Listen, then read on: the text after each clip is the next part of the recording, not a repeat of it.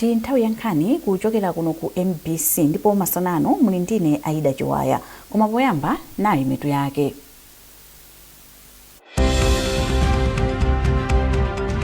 President Mutharika ndi mayi wa dziko lino Professor Gertrude Mutharika ali mdziko la South Africa. Chikondwerero cha pa 6 Julayi chomwe boma limatsogolera sichichitika, ndipo m'malo mwake boma lapempha atsogoleri a mipingo kuti akonze mapemphero apadera. Ndipo mpikisano wa chaka chino wa Airtel Top 80 uyamba lero ndi masewero awiri omwe achitikire pa bwalo la Bingu mu mzinda wa Lilongwe.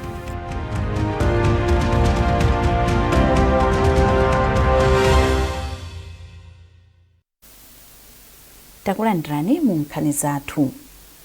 Mtsogoleri wa dziko lino Professor Arthur Peter Mutharika ndi mayi wa dziko lino Professor Gertrude Mutharika ali mdziko la South Africa. Mtsogoleri wa dziko linoyu wanyamuka mdziko muno kupita ku South Africa kudzera pa bwalo la ndege la Kamuzu ku Lilongwe. Poyankhula asananyamuke pa ulendowu, mtsogoleri wa dziko linoyu watsimikizira Malawi kuti ulendowu ndi wa masiku ochepa chabe ndipo zonse zili mchimake mdziko muno. Professor Mutharika yemwe amaoneka wansangala anayankhulanso ndi ena mwa anthu ogwira ntchito ku nyumba ya boma ya Kamuzu. We wish you all the best, Your Excellency. Thank you. Travel safely back to South Africa. As I said, I'm going on a short visit, and I hope to be back in a few days. I hope you'll miss me. We will, yes. I'll miss you, so I hope you all will miss me. But I'll be back probably next week, Okay. middle of next week. So I wish you all well. And I think everything's under control. Yeah. So I wish you the best when I'm going. Thank you so much, Your Excellency. Sure. Travel safely. Thank you so much. Thank you. God Yeah. bless. Thank you. Thank you.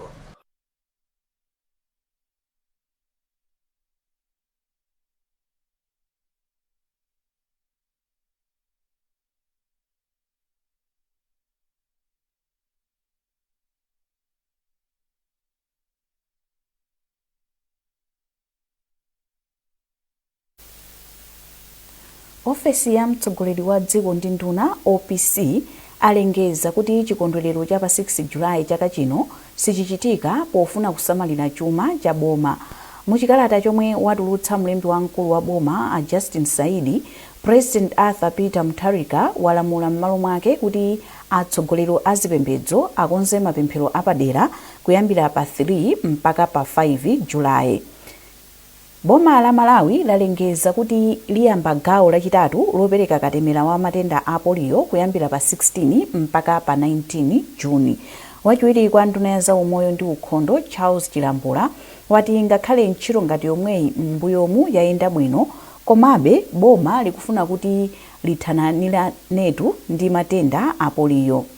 Pakadali pano ofesi yona za umoyo m'boma la Blantyre yati ili ndi chilingaliro chofikira ana oposera 482,000 omwe ali oyenera kulandira katemerayu mu gawo lachitatu la ntchitoyi. Mkulu woona kapewedwe ka matenda m'bomali Innocent Mvula wati iwo akugwira ntchito limodzi ndi mbali zosiyanasiyana kuphatikizapo amipingo pofuna kuthana ndi zikhulupiriro zomwe zimakhudza ntchito yopereka katemera wa poliyoyo. Amvula akufotokoza. Kunoko ku Blantyre tufuna tifikire ana osapitira zaka 10 okwanira 482,000 ndipo tifikira madera ena aliwonse chifukwa choti cholinga chathu njonena kuti mwana aliyense tisamusiye pambuyo koma tikathe kumuteteza ku polio imeneyo. Chimene nganene nchonena kuti chipezereni kesi imene chayo ya polio sitinapezenso kesi ina, koma amatenga ndondomeko zosiyana-siyana kuti tikanene kuti ifeyo polio tathana nayo. Chimene ngatonena nchonena kuti ndilosangalala kuti zipembedzo zina zayamba kuvomera, zayamba kutimvesesa chimene ifeyo aboma tikufuna kuchita achieve pamene tikubwera ndi polio campaign imeneyo. Ndipo ifeyo amene wawa tikugwirizana nawo, tagwirana nawo manja kuti tikati kwafikira azipembedzo zina kuti akathe kumvesesanso chimodzimodzi, chifukwa choti ifeyo cholinga chathu ndi kuti tikateteze ana amene wawa, ndi cholinga choti zipembedzo zimenezo mipingo imeneyi izapitirenso golo muno zonsezo zitengera ngati anawo tawateteza mulungu. dziko la Malawi mogwirizana ndi mabungwe omwe si aboma lakhazikitsa tsamba la pa intaneti pomwe amabungwe azilondoloza nkhanza komanso kupereka njira zothanirana ndi mavuto omwe ana amakumana nawo. Pokhazikitsa ndondomekoyi mu mzinda wa Lilongwe, nduna yoona zoti pasamakhale kusiyana pakati pa amayi ndi abambo, ana komanso chisamaliro cha anthu amene Navicha apempha mgwirizano wa mabungwe kuti agulitse bwino makinawo potukula umoyo wa ana m'dziko muno. Austin Fukula wafika ndi ripoti. Kwa zaka dziko la Malawi lakhala likugwiritsa ntchito mapepala potumiza mauthenga okhudza nkhanza komanso ziphinjo zomwe ana amakumana nazo, zomwe Anavicha ati zimatenga nthawi kuti unduna wawo ulandire komanso nthawi zina mapepala amasowa. Tsopano ndunayi yati pomwe akhazikitsa tsamba la intaneti lomwe aziponyapo mauthenga okhudza nkhanza zithandiza kugwira ntchito za chisamaliro cha anthu m'maboma onse a mdziko muno kuti azithana ndi mavuto akulekerera kwa ana, nkhanza komanso nkhani zokhudza maukwati a ana. Kukhazikitsa kwa system imeneyi kupangitsa kuti information yonse tikhale nayo m'manja, ndiye kuti amene ali kumudzi ku hard to reach, amene ali kuti auni, amene ali ku headquarters atha kumatha kuona zinthu zimofanana. Komanso zithandiza kuti tisamagwire ntchito imodzimodzi yomweyo anthu angapo, zithandizanso kuti pakhale chilungamo, zithandizanso kuti zinthu tizipanga poyera. Choncho system imene ndiyofunikira kwambiri kwa ifeyo, ndi chinthu cha mtengo wapatali ngati unduna napa nkhani zoonetsetsa kuteteza ana muno Malawi. Mkulu wa bungwe la Project Hope kuno ku Malawi, Rosalia Indongo, ati ndondomeko yotumiza mauthenga okhudza ana pa makina payokha singagwire ntchito. Choncho adindo achilimike pogwiritsa bwino ntchito ndondomekoyi kuti mavuto omwe ana amakumana nawo azitha kuwathandiza mwachangu kuti akhale otetezeka. Ndondomeko yotumiza mauthenga pa makina a intaneti okhudza mavuto omwe ana amakumana nawo m'madera ili m'maboma 16 ndipo pali chiyembekezo choti ifikira m'maboma onse m'dziko muno mtsogolomu. Mabungwe a Project Hope, Save the Children, Plan Malawi, World Vision ndi ena omwe akugwira limodzi ndi boma mu ntchitoyi. Austin Fukula, MPC, Lilongwe.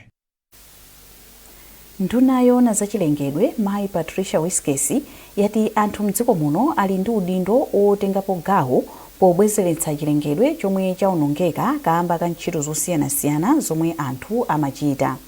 Ndunayi yayankhula izi pomwe inayendera nkhalango ya Nsambadzukulu kwa TA General m'boma la Phalombe. Zambiri mulipoti ili. Malo pafupi 3.5 hectares amasamalidwa ndi anthu okhala mderali, kuonjezera pa mitengo ya chilengedwe yomwe amadzala mu nkhalangoyi. Mu nkhalangomu mulinso ming'oma ya njuchi, ndipo amakolola malita 30 kawiri pa chaka. Akakolola uchiwu, phindu lake limathandiza anthu omwe amasamalira nkhalangoyi. Itayendera nkhalangoyi, nduna yoona zachilengedwe a Patricia Wiskesi anati madera ena akuyenera kuphunzirapo zomwe akuchita kwa Nsambadzukulu poteteza chilengedwe. Ife chikutilimbikitsa ngati boma kuona kuti anthu amudzi akhoza kukhala patsogolo kuti akhazikitse nkhalango zawo zapaderadera ndi kudzala mitengo komanso kuyika monga khale ulimi wa njuchi kuti anthu aja azipindula. Ife tikukhulupirira kuti model imeneyi tikayipititsa patsogolo kuti madera ochuluka atengere zimenezi, ndi kuti nkhani zakusintha kwa nyengo zomwe zikutivuta pakadali pano zikhala kuti zacheperako, chifukwa ndiye kuti zitithandizira kuti mvula yathu iyambe kugwa bwinobwino. Nkhalango mene muja anthu akupanga ulimi wa njuchi kusonyeza kuti ngakhale kapezedwe kawo kachuma kakusintha. Ndiye zimenezi ndi zomwe tikulimbikitsa kuti maboma ambiri atengerepo chitsanzo pa program imeneyi. Kenaka ndunayi nakayendera Mulambe Irrigation Scheme komwe kuchitika ulimi wa nthirira pamalo pafupifupi 8 hectares kwa TA General komweko. Alimi akudzala chimanga ndi ndiwo za masamba. Madzi amapopedwa kuchoka mu nthaka pogwiritsa ntchito pampu yoyendera mphamvu ya dzuwa. Alaison Makupala ndi wapampando wa gulu la alimi apa skimuyi. Mawu ake itayendera malowa, ndunayi inati ndiyokhutira ndi ntchitoyi yomwe ithandize kuchepetsa njala. boma la DPP likulimbikitsa kwambiri kuti anthu tisangodalira ulimi wa mvula okha yachilengedwe komanso tiyang'ane ulimi wa nthirira chifukwa chokuti nkhani zimenezi zakusintha kwa nyengo zikumasokonezanso mmene timakololera chakudya chathu. Ndiye ife ngati unduna owona za chilengedwe tikumalimbikitsa kwambiri midzi kuti izikhala ndi programu yapaderadera yokuti azikhala ndi malo ena onena kuti akhonza kulimanso ndi kugwiritsa ntchito ulimi wa nthirira kuti athandizire kuti akhale ndi chakudya chokwanira. Skimu yomwe ili pa 98% tsopano ikatha ithandiza alimi kuti azikolola zambiri ndi kukhala ndi chakudya chokwanira komanso kukweza chuma m'mabanja awo. Beatrice Juma, MBC, Palombe. Nkhanizi zikuchokera kuno ku MBC. Tentonenso mitu yake. President Mutharika ndi mayi wa dziko lino Professor Gertrude Mutharika ali mdziko la South Africa. Chikondwerero cha pa 6 Julayi chomwe boma limatsogolera sichichitika ndipo m'malo mwake boma lapempha atsogoleri a mipingo kuti akonze mapemphero apadera. Ndipo mpikisano wa chaka chino wa Airtel Top 80 uyamba lero ndi masewero awiri omwe achitikire pa bwalo la Bingu mu mzinda wa Lilongwe.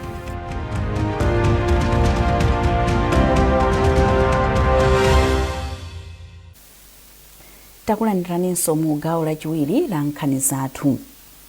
Mabasi 14 omwe anyamula amalawi kuchokera mdziko la South Africa kubwerera kuno kumudzi akuyembekezeka kufika lero loweruka pa 13 June.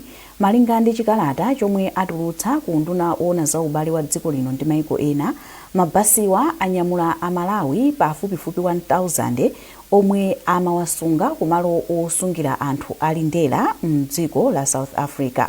Undunawu wati anthuwa akuyembekezeka kulowa mdziko muno kudzera pa chipata cha Mwanza ndipo akafika awayeza matenda osiyanasiyana asanayambe kupita ku madera akwawo.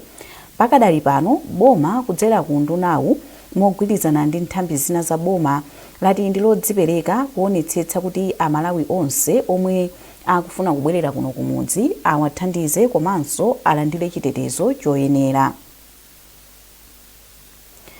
Bungwe la ADMAC lachita mgwirizano ndi kampani ya TNM kuti malonda pakati pa alimi ndi bungwe la ADMAC adzichita kudzera pa foni. Nchilayi ayikhazikitsa m'misika yonse ya ADMAC yokwana 240 ndipo msika ogula ndi kugulitsa mbewu uzichitika osagwiritsa ndalama za m'manja. Emmanuel Chikonso walemba ripoti ili. Bungwe la ADMAC lati njira yatsopanoyi ithandiza kukwaniritsa masomphenya achitukuko a Malawi 2063 okhudza kugwiritsa ntchito njira zamakono komanso kupititsa patsogolo kalondolondo oyenera okhudza ndalama. Poyankhula pamwambo osayinirana mgwirizanowo ku Lilongwe, mmodzi mwa akuluakulu aku ADMAC, Akaro Khunga, ati njirayi ithandiza kuchepetsa umbava ndi umbanda omwe umakhalapo malondawo akamachitika. Akhunga ati tsopano malondawa adzichitikanso mwamsanga mosadandaula kuti ndalama zatha. Itithandizira kwambiri kuti zokhoma zina ndi zina zomwe timakumana nazo pogwiritsa ntchito kashi zikachepe. Mwachitsanzo nkhani yakuba mukudziwa kuti no security nthawi zambiri ena amapezeka kuti mwina mwake akupeza njira zosiyanasiyana kuti akabe akatchole pansika kuti atibere kashi. Ndeni njira imene itithandizira ngati ADMAC kuti mainit market office athu omwe amayang'anira kashi misika kuti akagule kwa alimi kuti ndalama ikatetezeke kudzera ku TNM Mpamba. Mkulu owona za ubale wa kampani ya TNM ndi makampani ena asobuza ngwenya ati iyo chidwi chawo chili pothandiza boma kupititsa patsogolo njira zamakono zofalitsira uthenga ndi kupititsa patsogolo nkhani zachuma. Malawi amene amapereka zinthu zambiri kamene amapanga generate ndalama zambiri ku Malawi kunoko zimene zimayendetsa economy ndi mulimi. Mulimi akafuna kuti agulitse katundu wake mu mgwirizano wathu wa pakati pa ife ya TNM ndi ADMAC. Mugwirizano umenewu ukutanthauza zinthu ziwiri. Choyambirira ndichonera kuti akabweretsa mulimi akabweretsa katundu kwa ADMAC nkugulitsa sakuyenera kuti alandireso cash koma alandira ndalama zija kudzera pa TNM Mpamba. Njira yamakonoyi yolipira alimi kudzera pa foni ati ithandiza alimi kulandira ndalama komanso kuchita malonda mu nthawi yake. Emmanuel Chikonso, MBC, Lilongwe. National Youth Council of Malawi lati lachitatu sabata ino latseka kulandira zikalata zofunsira ndalama ku thumba la Youth Innovation Fund lomwe lapatula ndalama zokwana 2 biliyoni kwacha pothandiza mabizinesi a achinyamata.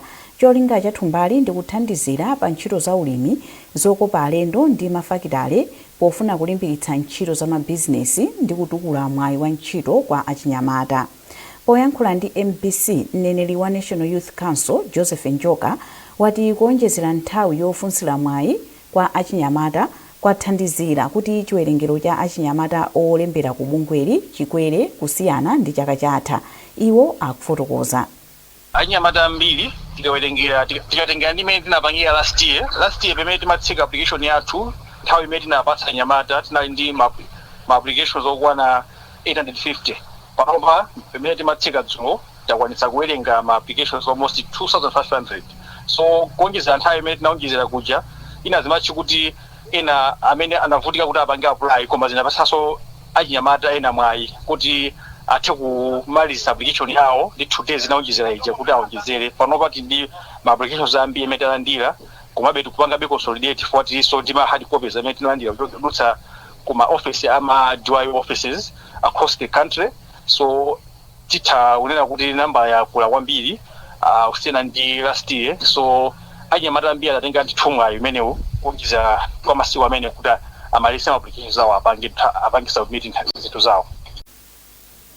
Mpingo wa Katolika mdziko muno walangiza anthu onse mdziko muno kuti agwirane manja ndi kulimbika pa ntchito kuti dziko la Malawi lipite patsogolo pa chitukuko pomwe mpingowu ukukonzekera chikondwerero cha la Mulungu lofalitsa chikhulupiriro World Mission Sunday. Mkulu wa Diocese ya Mzuzu Right Reverend Yohanes Sujo Nyilenda wati tsikuli pazakhala kukondwerera chithandizo cha ndalama chomwe chimathandizira kuphunzitsa ansembe, amayi, achinyamata komanso zitukuko zosiyanasiyana mdziko muno. M'mawu ake Bambo Peter Madeya anati la Mulungu lofalitsa chikhulupiriro ndi chinthu chimodzi chomwe chimathandizira chitukuko mdziko muno. Kukumbukira kuti ata 100 years sikuti kukalambaya koma kuti panopo titenge mphamvu zina kuti kufalitsa uthenga wa Mulungu kufikire pa level ina kapena titenge mphamvu zina kuti tifalitse monjezera mphamvu sopano. Ndiye ndikufunika kwambiri kuti chaka chimenechi tizachite ndithu mogwirizana tonse. Pali zitukuko zosiyanasiyana zimene mpingo wapanga zimene zachokera ku bungwe limene lili lofalitsa chikhulupiriro la Mulungu lofalitsa chikhulupiriro. Titha kufotokozapo za masukulu, nyumba zosiyanasiyana za ansembe asistere, tithaso kukamba za zipatala zimene zilipo panopa mu mpingo wa Katolika. Ndi zipatso za bungwe limeneli lofalitsa chikhulupiriro. Munkhani za masewero. Mpikisano wa chaka chino wa Airtel Top 80 uyamba lero ndi masewero awiri ochititsa chidwi omwe achitike pa bwalo la Bingu mu mzinda wa Lilongwe. Norbert Jameson wadza ndi nkhani yonse. Masewero wanda mu ndime yoyamba ya mu quarter final ndipo matimuwa adzabwerezana mwezi wa mawa. Brigos yomwe inali katswiri ya mpikisano mu chaka cha 2018 yabwereranso chaka chino poti chaka chatha sinatengera mbali mu mpikisanowu pamene chaka chatha Sivo inatulutsidwa ndi Silver Strikers mu ndime ya semifinal. Masewero a Bullets ndi Ekaya adzayamba 5 koloko madzulo ndipo na masewero oyamba amphunzitsi watsopano wa timu ya Bullets Wedson Nyirenda yemwe amulemba ntchito sabata ino. Nayonso Ekaya yomwe ikusewera koyamba mu mpikisanowu ikhala ikulandira mphunzitsi wake Inos Chatama yemwe anali kutchuti. Masewerowa adzapitirira la Mulungu pamene Mighty Wanderers idzalandire Craig Sporting pa bwalo la mpira mu mzinda wa Blantyre pamene Karonga United idzakumana ndi Silver Strikers. Masewero a Craig akhala oyamba amphunzitsi wawo watsopano Ernest Ntawali yemwe amulemba ntchito sabata yomwe ino. Matimu a Silver ndi Karonga anakumananso mu ndime yomaliza ya mpikisanowu mu chaka cha 2019 pamene Silver inakhala katswiri. Mzaka ziwiri zapitazi Silver inafika ndime yomaliza ya mpikisanowu koma kawiri konse inagonja ndi timu ya Bullets pamene chaka chatha Karonga inagonjanso ndi timu ya Bullets mu ndime ya semifinal. Timu ya Bullets yatenga chikhochi kokwana kanayi kuposa timu ina iliyonse ndipo yapambana katatu motsatana. pomaliza nkhanizi nayi nsometo yake. President Mutharika ndi mayi wa dziko lino Professor Gertrude Mutharika ali mdziko la South Africa. Chikondwerero cha pa 6 Julayi chomwe boma limatsogolera sichichitika, ndipo m'malo mwake boma lapempha atsogoleri a mipingo kuti akonze mapemphero apadera. Ndipo mpikisano wa chaka chino wa Airtel Top 80 uyamba lero ndi masewero awiri omwe achitikire pa bwalo la Bingu mu mzinda wa Lilongwe.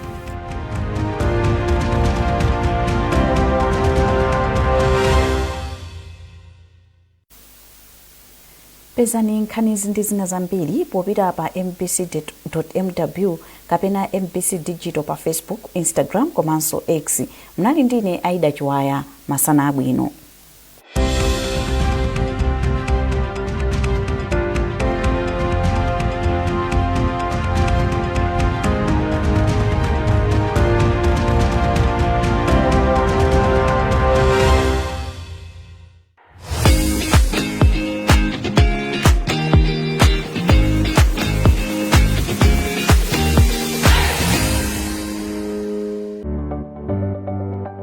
Sabara ino mu program ya Woman Talk. Kodi ngoyenera kuti munthu amene ali kunja afuna upanga unkhoswe koma akulephera kuti mwina angabwere kunoko mchimwene wake azimuyimirira? Mamuna ndi mkazi adzasiya makolo awo nkukhala bathupi limodzi. Tsopano abaduka apanga kuti akakhale matupi atatu. Chinkhoswe chimenechi ubale umenewu umakhala upitiriraadi zaka zimatha limodzi kapena ayi. Tikutengeka sali kunja. Ndero waja wakhudula zinthu. Makamakazi maifena amene makhala ndi mphuma kwambiri. Mwana iwe wakhalitsa akwatiwe. Ndikuchita manyazi. Kuchita manyazi bwanji m'Baibulo munalibe anthu oti sanakwatiwe. Ine kumeneko ndikuona ngati kuti ndikuyamba zinthu zosatheka. Nkati lokutha lilene yakutha basi. Tivomereze.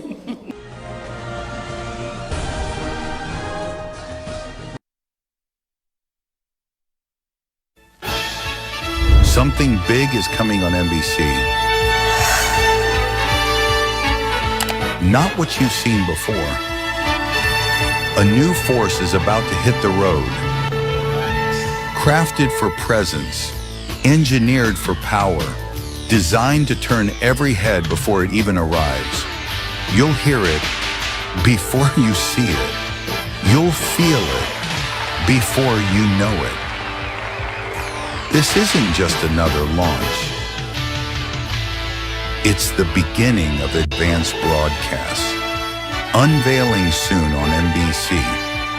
Stay ready.